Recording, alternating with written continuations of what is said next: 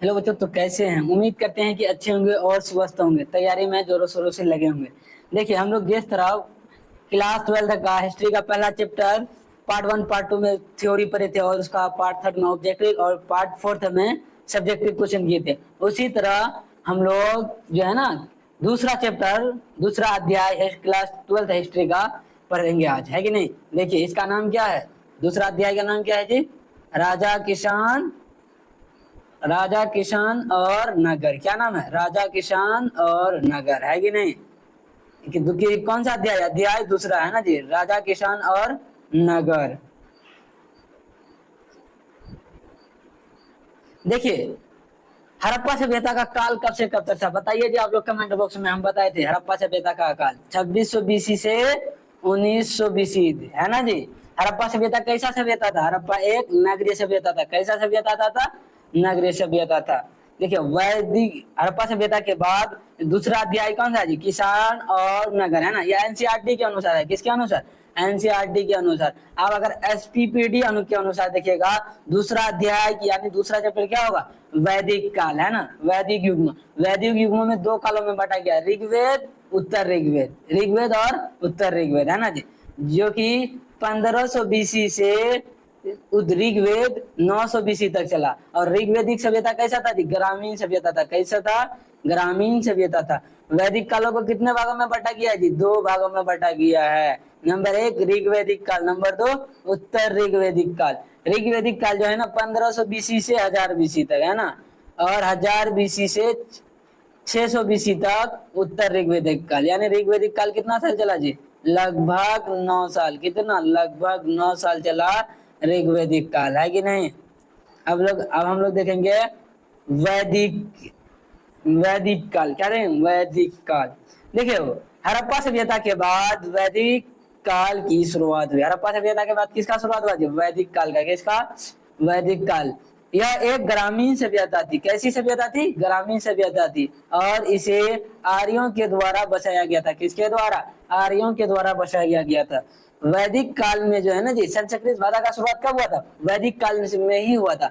वैदिक काल से संस्कृत भाषा की शुरुआत हुई थी, जो कि आज के संस्कृत से थोड़ा सा अलग था। तो कैसा संस्कृत था? परग संस्कृत था, जो कि आज के संस्कृत से थोड़ा सा अलग था। कैसा था? थोड़ा सा अलग था। देखिए, वेदों की संख्या कितना है जी? वेदों की संख्या 4 है। कितना है? 4 है। वेदों की संख्या कितना है जी? 4 है। देखिए, पहला वेद है ऋग्वेद, दूसरा यजुर्वेद, तीसरा सामवेद और चौथा अथर्ववेद। ये मोस्ट इंपोर्टेंट है जी। ऑब्जेक्टिव में पूछा जाता है कि वेदों की संख्या कितना है जी? वेदों की संख्या कितना है? 4 है। कितना है? तो 4 है। कितना है? 4 है। कौन कौन? ऋग्वेद, यजुर्वेद, सामवेद, अथर्ववेद, है ना जी। देखिए, वैदिक काल में जो है ना, सिर्फ ऋग्वेद का काल, ऋग्वेद जो लिखा गया है सिर्फ 1500 बीसी से कितना बीसी? 1000 बीसी। कितना? 1000 बीसी। कितना बीसी चला जी? 1000 बीसी चला ऋग्वेद। और ये तीनों चला 900 वर्ष। 1000 बीसी से चला कहाँ? 1000 बीसी से चला 600 बीसी। कहाँ तक? 600 बीसी तक चला। यानी ऋग्वेदिक काल कितना चला जी? 900 साल। कितना चला? कुल मिला के 900 साल चला, है ना। अब हम लोग देखेंगे लोह युग। लोहे के खोज की बात कैसे? हड़प्पा सभ्यता वगैरह का विनाश। हड़प्पा सभ्यता में लोहे की खोज था जी? नहीं था। तो उसी तरह हड़प्पा सभ्यता का खोज हुआ, तो देखते हैं हम उसके बाद क्या हुआ। देखिए, कह रहा कि लोहे का युग में, क्या? लोहे का युग में, लोहे का जमाना, आयरन एज। क्या बोलता है इसको इंग्लिश में? आयरन एज बोलते हैं। क्या बोलते हैं? Iron age. लोहे की खोज के बाद सभ्यता के रहन सहन में परिवर्तन आया। रहन सहन में परिवर्तन आया। और लोहे से क्या हुआ जी? हल एवं हथियार का निर्माण हुआ। हल एवं हथियार का निर्माण हुआ। इससे पहले लोग पत्थरों का हल से प्रयोग करते थे। जब लोहे का खोज हो गया ना जी, तो लोहे का हल बनाया गया, और जिससे खेत मिट्टी ज्यादा ये होता था, उपजाऊ होता था, ज्यादा खोदा जाता था। हल के निर्माण से क्या हुआ जी? खेती में वृद्धि हुई और लोगों के पास धन इकट्ठा होने लगा। क्या हुआ? धन इकट्ठा होने लगा। और हथियार के निर्माण से महाजन पदों का विकास होने लगा।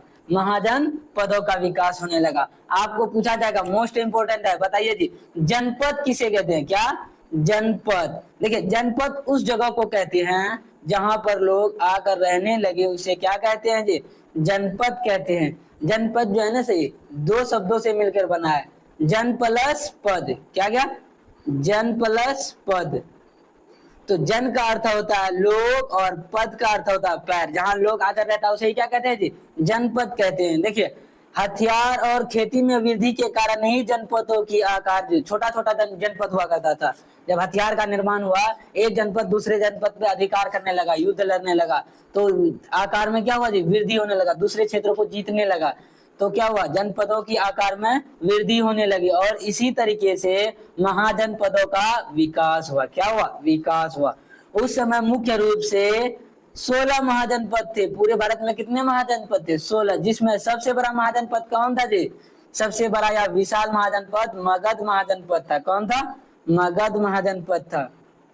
अब हम लोग देखेंगे मगध महाजनपद।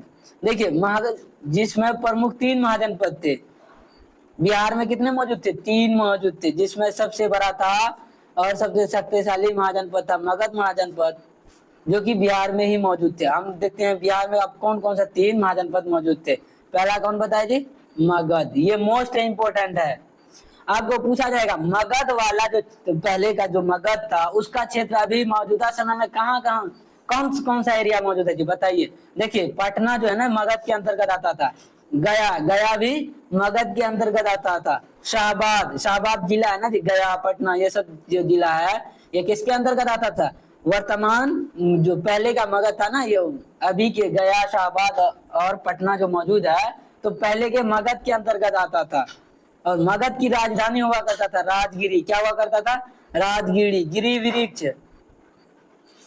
वासुमती, इसी का नाम है, राजगिरी का ही नाम है वासुमती, राजगिरी, गिरी वृक्ष है ना जी। देखिए आपको पूछा जाएगा कि दूसरा राजधानी क्या था मगध का, दूसरा राजधानी तो क्या होगा, कुसुमपुर। क्या, कुसुमपुर। पाटलीग्राम, दूसरा क्या है, पाटलीग्राम। आपको पूछा जाएगा पाटलीग्राम को कौन बसाया था जी, अजात शत्रु। कौन बसाया था, अजात शत्रु। और पाटलिपुत्र को कौन बसाया था, तो उदयन। किसने, उदयन। और पटना जो है ना जी, अजीम, पटना को जो है ना अजीमाबाद किसके नाम पर रखा गया था, अजीमुस शान के नाम पर। किसके नाम पर, अजीमुस शान के नाम पर। देखिए अब जो पहला तो मगध देख लीजिए, अब दूसरा देखते हैं अंग। क्या देखेंगे, अंग। अंग जो है ना जी, वर्तमान समय में भागलपुर और मुंगेर वाला जो जिला है ना, वो पहले के कौन था जी, अंग था। अंग का राजधानी क्या था, चंपा। ये मोस्ट इंपोर्टेंट है, ऑब्जेक्टिव में पूछा जाता है कि अंग की राजधानी बताइए कौन है, क्या होगा जी, चंपा। क्या होगा, चंपा। और वज्जी का राजधानी क्या होगा जी, बताइए कमेंट बॉक्स में। वज्जी का राजधानी वैशाली, वैशाली जिला है ना जी, ये वज्जी की राजधानी था। वज्जी जो है ना, वज्जी का राजधानी क्या था, वैशाली था। चलिए हम लोग देखते हैं अब वज्जी, ये तीनों तो देख लिए, अब देखते हैं प्रथम प्राचीन गणतंत्र। वैशाली है ना जी, वैशाली जो जिला है ये दुनिया का सबसे प्राचीन गणतंत्र था। भारत का जो है ना दुनिया का सबसे प्राचीन गणतंत्र कौन था जी, भारत था। कौन था, भारत था। और भारत के कौन सा जगह था जी, वैशाली। दुनिया का सबसे पहला क्या कह रहा, विश्व का प्रथम प्राचीनतम गणतंत्र कौन है, वैशाली है। कौन है जी, वैशाली है। और मगध प्रशासन, अगला टॉपिक हम लोग का क्या, मगध प्रशासन। हम लोग इस टॉपिक को कल कवर करेंगे, लेकिन इसका जो मोस्ट इंपोर्टेंट ऑब्जेक्टिव बनता है यहाँ से उसको पहले देख लेते हैं। इसमें पहला आपको पूछा जाएगा मगध पर शासन करने वाला पहला वंश कौन था जी, हर्यक वंश। कौन था, हर्यक वंश, जो कि 544 से 412 बीसी तक किया है ना। हर्यक वंश की स्थापना किसने किया था जी, बिंबिसार ने किया था। किसने किया था, ये भी मोस्ट इंपोर्टेंट है, पूछा जाएगा कि हर्यक वंश की स्थापना किसने किया था, तो बिंबिसार ने किया था। किसने किया था, बिंबिसार ने किया था। आज इस वीडियो को यहीं तक रखते, इस टॉपिक को यहीं तक रखते हैं और अगले वीडियो में पार्ट 2 में इस टॉपिक, इस चैप्टर को पूरा कवर करेंगे। और जो नए हैं चैनल को सब्सक्राइब कर लें।